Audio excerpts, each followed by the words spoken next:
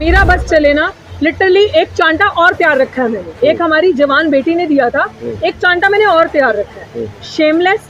आप कभी किसी को कुछ कहते हो, कभी ये कहते हो कि वहाँ पे रेप हो रहे हैं। हम लिटरली हमारे आधे परिवार के लोग, पंजाब से उठ के बुजुर्ग, बेटियां, बच्चे, जवान, कितने लोग वहाँ पे, जब हम लोगों का रिप्रेजेंटेशन किया तो किसान मजदूर का नारा और बुलंदियों पे पहुंचा। भाईचारा, कोई भी चीज जो आपसी मेल करवाती है ना, वो हमेशा अच्छी होती है। जो एक लेयर्स मर्ज करवाती है, मतलब एक ब्रिज बनाती है और दो लोगों को एक करती है, वो हमेशा अच्छी होती है। और उसमें हमने एकता देखी, और हमने 30 साल में पहला ऐसा आंदोलन देखा था जिसने दम रखा लोगों को जगाने का, सरकार के साथ लेने का पंगा।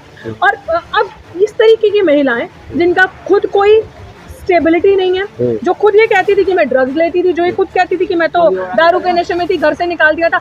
आई don't think so her parents are also proud of the kind of mentality, the kind of daughter they have, जो उस देश के जो लोग जिनका खाती है उन्हीं को गाली देती है। कहते हैं never bite the hand that feeds you। जो हाथ उसे खिला रहा है उसी को काट रही है। जिस देश में रहती है उसी देश की, मतलब पार्लियामेंट पोजीशन है आपके पास, to hold that chair by literally आप डिजर्व नहीं करती थी जिस जगह आप बैठी हैं। ये तो आप सोचिए कि आपके ऊपर बहुत बड़ा एहसान है। आपके अंदर इतनी पोटेंशियल एबिलिटी और इतनी औकात नहीं है आपके पास वहाँ बैठने की। आप एक जगह से तो वैसे ही बॉयकॉट कर दी गई हैं इंडस्ट्री से, तो दूसरा ये वचन आई एम श्योर कि यहाँ से भी बॉयकॉट होंगी। और इनको इतनी समझ नहीं है कहाँ पे क्या बोलना है। हमें मत बताओ कि कौन पढ़ा लिखा है, कौन फैसला दे रहा है। हमें ये बताओ कि किन जातियों ने ये फैसला दिया और किन जातियों के लिए दिया। हमें इसका इंटरेस्ट ज्यादा है जानने का।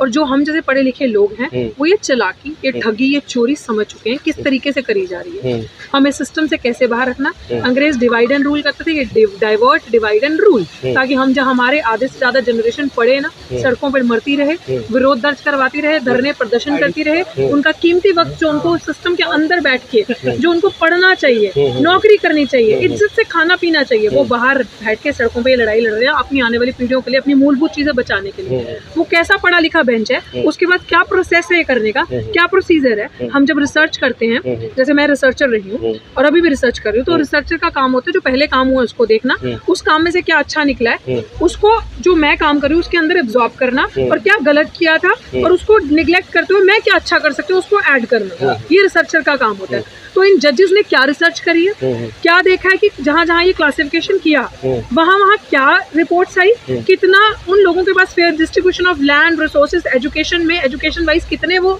फॉरवर्ड आए हैं, क्या इनके पास डेटा है, और उसका क्या एम्पिरिकल जो डेटा है क्या ये दे सकते हैं। ये जो पढ़ा लिखा, इतना ज्यादा पढ़ा लिखा, क्योंकि हम अगर आरक्षण से आते हैं, हम हमारी जाति, हम जो आरक्षण से डॉक्टर बनते हैं, अरे इससे इलाज नहीं कराना है तो आरक्षण से आए। तुम डोनेशन दे के आओगे तो तुमसे इलाज करवा लो, तुम कॉलेजियम सिस्टम से आओगे तो तुम परफेक्ट हो, तुम लेटरल एंट्री से आओगे पिछले चोरी के दरवाजे से तो तुम परफेक्ट हो, तुम ये सारी जो तुम्हारे इंटरव्यू के अंदर गॉड फादर बैठे होंगे तो तुम परफेक्ट हो। हम मेहनत करके सिर्फ एक बराबरी की रेस में एंट्रेंस पॉइंट पे हमें जाके रिजर्वेशन मिलता है। हम गलत, हम निलायक, हमारे अंदर टैलेंट नहीं, और वो बहुत पढ़े लिखे हैं। जितने वो पढ़े लिखे, मेरा दादा अगर सीजीआई होता, मेरा बाप अगर सीजीआई होता, मैं जज बनती आज, इसलिए क्योंकि मेरी जनरेशन वहाँ पे नहीं है, उस जगह पे मेरे लोग नहीं है, इसीलिए हम पढ़े लिखे नहीं है। तो आप तो हमें बताओ ही मत कि कौन पढ़ा लिखा है, कितना गुण है। 3000 साल से मुफ्त का 100% आरक्षण खाने वाले,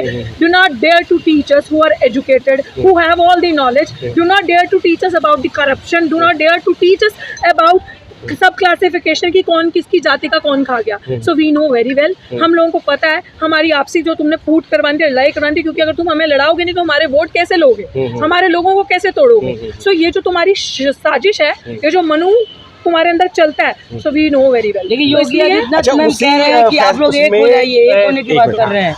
उसी बेंच में बीएस गवई साहब भी थे, उन्होंने कहा कि आरक्षण वो बोगी है जिसमें जो पहले आ जाता है उसमें किसी को आने नहीं देना चाहता, वो तो दलित थे। देखिए, जब हमारे इंटरव्यू होता है ना, मैं एकेडमिक्स की बात करती हूँ, तो जब हमारा सिलेक्शन प्रोसेस होता है ना, इंटरव्यू के लिए जब आप जाते हो असिस्टेंट प्रोफेसर फर्स्ट लेवल, तो वहाँ पे क्या होता है ना कि जब आप इंटरव्यू देने बैठते हो तो वो जो 7 या 8 प्रोफेसर बैठे होते हैं उनके अंदर एक SC/ST ऑब्जर्वर आता है। ये सब एक्सपर्ट्स होते हैं, ठीक है, और उसकी इतनी अहमियत और इतनी औकात नहीं होती ऑब्जर्वर जो आता है SC/ST, कि वो स्टैंड अलोन अकेला खड़ा हो जाए और जितने इंटरव्यू में बैठे हैं वो दलाल अपर कास्ट, और वो जो अपना बंदा, अपना कैंडिडेट जो शाखा वाला होगा वो SC, लेकिन वो शाखा वाला होगा, जो वो वहाँ जाके पत्तल दरिया ढोता होगा, उसने उसका करना। लेकिन जो टैलेंट होगा ना, वो हमारा एससी का टीचर, एससी का कैंडिडेट, ओबीसी का, एसटी का देख रहा है कि इसके अंदर टैलेंट है, लेकिन उसकी इतनी औकात नहीं, हिम्मत नहीं है कि वो बोल जाए, उसकी इतनी कि वो आर्ग्यू करे, क्योंकि उसको खुश रखना है ना। क्योंकि उसका लालच ये होता है कि मैं अपनी बेटी को प्रमोशन दिलाऊंगा,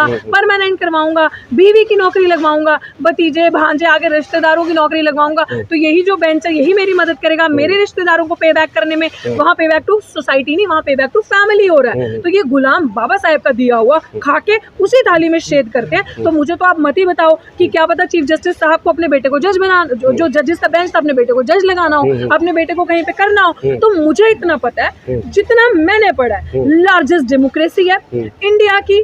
मैं संविधान के तरीके से अपना विरोध दर्ज करवाऊंगी, और मैं इस लोकतंत्र देश में, डेमोक्रेसी में ये मानती हूँ कि अगर सबसे सुप्रीम कोई है तो वो जनता की अदालत है, और जनता इस तरफ खड़ी है और वो साथ उस तरफ खड़े हैं। तो जो जनता की अदालत कहेगी, अंतिम फैसला वही होगा। और हमने बहुत बड़ी बड़ी लड़ाइयाँ लड़ी हैं जो हमने जीती हैं। दीदी जी, आप अभी जाति की बात कर रहे हैं, लेकिन योगी आदित्यनाथ कह रहे हैं कि बटो नहीं, बटोगे तो कटोगे। योगी आदित्यनाथ जिसने सबसे ज्यादा लोगों को बांटा है और जिन्होंने बुलडोजर चलाने की हमेशा बात करी है, तो ये तो हमें ना ही बताएं कि बटो नहीं। बट अगर इतनी अच्छी बात बुलेखे से इन्होंने बोल दी है कि बटो नहीं, तो हम नहीं चाहते बटना। बांट रहे तुम हो, तोड़ रहे हमें तुम हो। तो ये जो स्ट्रैटेजी सिर्फ कहनी में कुछ और, करनी में कुछ और, कथनी और करनी में फर्क, दिस वोंट वर्क। और मेरे को ऐसा लगता है कि मुझे हमेशा अच्छा लगता है कि इंटेलेक्चुअल्स की बात में आना और उनका जवाब देना।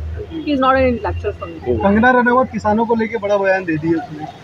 बेशरम, मेरा बस चले ना, लिटरली एक चांटा और तैयार रखा है मैंने। एक हमारी जवान बेटी ने दिया था, एक चांटा मैंने और तैयार रखा है। शेमलेस, आप कभी किसी को कुछ कहते हो, कभी ये कहते हो कि वहाँ पे रेप हो रहे हैं। हम लिटरली हमारे आधे परिवार के लोग, पंजाब से उठ के बुजुर्ग, बेटियां, बच्चे, जवान, इतने लोग वहाँ पे, जब हम लोगों का रिप्रेजेंटेशन किया तो किसान मजदूर का नारा और बुलंदियों पे पहुंचा। भाईचारा, कोई भी चीज़ जो आपसे मेल करवाती है ना, वो हमेशा अच्छी होती है। जो एक लेयर्स मर्ज करवाती है, मतलब एक ब्रिज बनाती है और दो लोगों को एक करती है, वो हमेशा अच्छी होती है। और उसमें हमने एकता देखी, और हमने 30 साल में पहला ऐसा आंदोलन देखा था जिसने दम रखा लोगों को जगाने का, सरकार के साथ लेने का पंगा।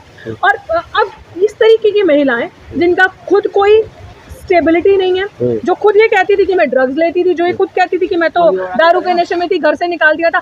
आई don't think so his parents are also proud of the kind of mentality, the kind of daughter they have, जो उस देश के जो लोग जिनका खाती है उन्हीं को गाली देती है। कहते never bite the hand that feeds you, जो हाथ उसे खिला रहा है उसी को काट रही है। जिस देश में रहती है उसी देश की, मतलब पार्लियामेंट रिपोजिशन है आपके पास, to hold that chair by literally आप डिजर्व नहीं करती थी जिस जगह आप बैठी हैं। ये तो आप सोचिए कि आपके ऊपर बहुत बड़ा एहसान है, आपके अंदर इतनी पोटेंशियल एबिलिटी और इतनी औकात नहीं है आपके पास वहाँ बैठने की। आप एक जगह से तो वैसे ही बॉयकॉट कर दी गई हैं इंडस्ट्री से, तो दूसरा ये बचन आई एम श्योर कि यहाँ से भी बॉयकॉट होंगी। और इनको इतनी समझ नहीं है कहाँ पे क्या बोलना है। आई रियली फील कि महिलाओं के अंदर एक दूसरे के प्रति सिंपैथी होनी चाहिए, एम्पैथाइजिंग एटीट्यूड होना चाहिए।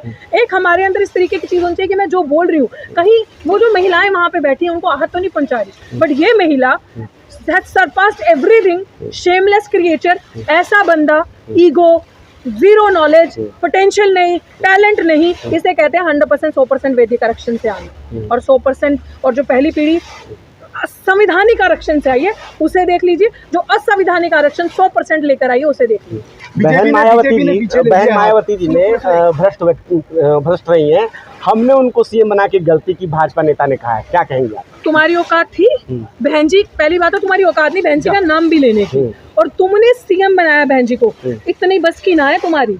ये तो तुम अपना वो कोई कर्म समझो जो मान्यवर साहब कांशीराम का कैडर, बहन मायावती जी के जो लोग हैं जो उन्हें ब्लाइंडली फॉलो करते हैं, जिन्होंने उनका संघर्ष देखा कि जब सड़कें नहीं थी वो महिला सड़क पे थी, वीरांगना बन के लड़ रही थी, उनके लोग तुम्हारे साथ खड़े हो जाते हैं भूल भुलेखे में आके कि तुम लोग कुछ उनका भला करोगे।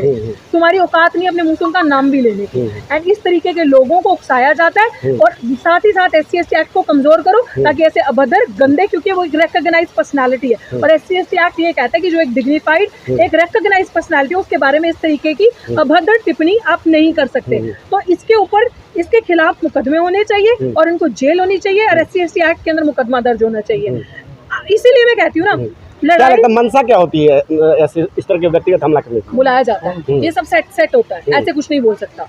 ये जो कंगना बोलती है, ये जो ये सब बोलते हैं, ये पार्टी के एजेंडा होते हैं, फुलफिल करने के लिए सब बुलाया जाता है। बाद में कुछ भी जितनी मर्जी लेपापोती कर लो कि हमने नहीं कहा, पार्टी का स्टैंड नहीं था, बट ये करवाया जाता है हमारे महापुरुषों को, हमारे जिनको हम जो हमारे लिए बहुत मायने रखते हैं वो पोजीशन पे, उनको गंदा बोलने के लिए, ताकि उनका मजाक उड़े, उनकी छवि खराब की जाए, उनके लोगों में एक नेगेटिव वो माहौल बनाया जाए। बट नहीं, अब हम जैसे लोग बहुत बढ़िया लेवल पे यहाँ से हैं, हम लोग समझते हैं कि दुश्मन क्या चाल कर रहा है, क्या साजिश खेल रहा है, क्योंकि अंग्रेजों को भगाने वाले भी हम थे, वो पढ़े लिखे थे, उनके अंदर बुद्धि तेज थे, तो जो अब हम उनसे मुकाबला कर सकते थे, उनको क्या समझते हैं हम मनु की औलादों को? So they make no sense and no difference for us. BJP के दो बड़े सहयोगी नेता, एक चिराग पासवान और दूसरा माही जी, दोनों एक तरफ एक समर्थन में आ रहे हैं और एक विरोध में आ रहे हैं। चलो माना तो सही, आप दलित हैं इसलिए आ रहे हैं, अपने आप को दलित माना तो सही।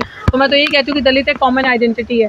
जब हमने 2 अप्रैल 2018 का आंदोलन लड़ा था ना, तब भी जिनकी ज़मीर जिंदा थी या जिनको लगा कि आगे आना है, वो सब एक हो गए थे, चाहे वो भाजपा में थे, चाहे वो पावर में थे, चाहे वो ऑपोजिशन में थे, तो वो सब उस फैसले के लिए एक हो गए थे। बट अगर इसका हम दूसरा पार्ट भी देखें तो प्रॉब्ली चिराग पासवान को हीरो बनाना हो, दलितों का नेता बनाना, दिखाना हो कि भैया आप बहुत हमदर्दी हो, ऐसा भी हो सकता है। बट फिर भी उनका जो भी मूव है चिराग पासवान का, आई रियली अप्रिशिएट, और मैं ये कहती हूँ कि ऐसा होना चाहिए। सरकार के अंदर और भी जो दलित नेता बैठे हैं, उन सबको आके अपना विरोध दर्ज करवाना चाहिए इस ये जो जजमेंट आई है इसके खिलाफ। लेकिन वो बोल रहे मोदी का हनुमान तो बना रहूंगा, इसे अगले वाले 5 साल के लिए भी बना रहूंगा। बेटा कुछ नहीं मिलेगा, दीज आर इल्यूजन्स, ये सब आपको मंदिर तक तो आपके लोगों को घुसने नहीं देते, तो तुम भक्त बन के, वैसे भी कहते हैं ना, bhakti in politics is a sure road to degradation, तो इनका वही होना है। तो पॉलिटिक्स में कोई गुरु नहीं होता, हीरो वर्शिप नहीं होती। पहले ही अम्बेडकर को पढ़ लें फिर बात करें।